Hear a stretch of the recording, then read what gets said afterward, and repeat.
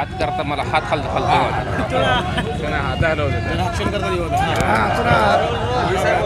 महायुती ही सरकार मोठ्या संख्येने आलेली आहे, मोठ्या संख्येने आमदार निवडून आलेले आहेत आणि त्यांचा शपथविधी सोहळा आझाद मैदान। अहो तुम्हाला काय कळतं वेळतं नाही, कुठला महायुतीचं सरकार, कुठं महायुतीचं सरकार आलंय? अरे महाराष्ट्रात जी सरकार आलंय ते ईव्हीएम मशीनचं आलेलं आहे। ह्या महाविकास आघाडी सरकारचा या देवेंद्र फडणवीस महाराष्ट्रातून सुपडा साफ झालाय, भाजपचं नामो निशाण मिटाळलंय।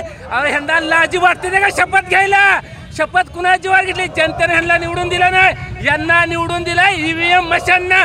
पहिले ईव्हीएम मशीन हटाव आणि देश बचाव। यांना खरं तर पुढच्या काळामध्ये मला या माध्यमातून संपूर्ण महाराष्ट्रातल्या जाती धर्माच्या कार्यकर्त्यांना, युवकांना सांगायचं आहे, अरे राजाओ ही आपल्यावरती आलेलं संकट आहे, म्हणजे तुमच्या आमच्या आईबापावर आलेलं संकट आहे। ईव्हीएम जर नाही बंद झालं तर भविष्यात ही भाजपवाली घोटाळा करून जी निवडून आली ती तुमच्या आमच्या घरावर नांगर फिरवले ती।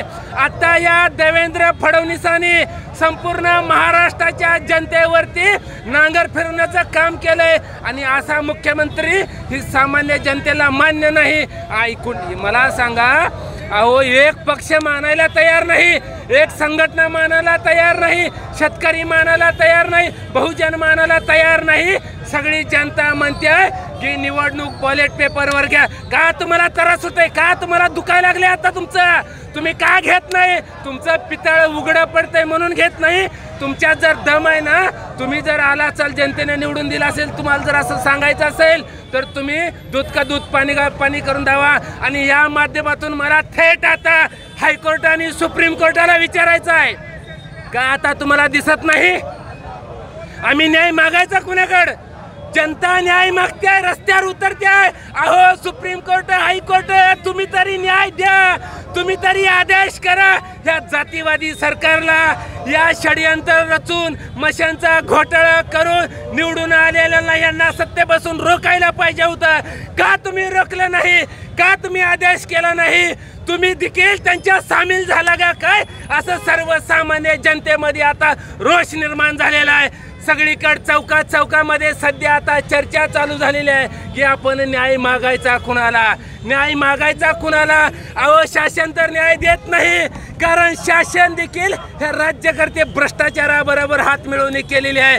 अहो राहिले सुलेलं जर आम्हाला जर कुणाला सामान्य लोकांना वाटत असेल न्याय कुणाकडून मिळेल, तर न्याय मिळेल वकिलांकडून, न्याय मिळेल कोर्टाकडून।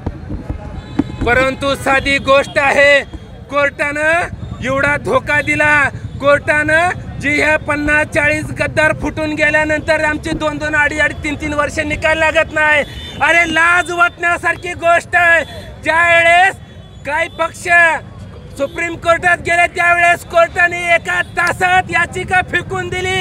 अरे मग आता न्याय मागायचा कुणाला?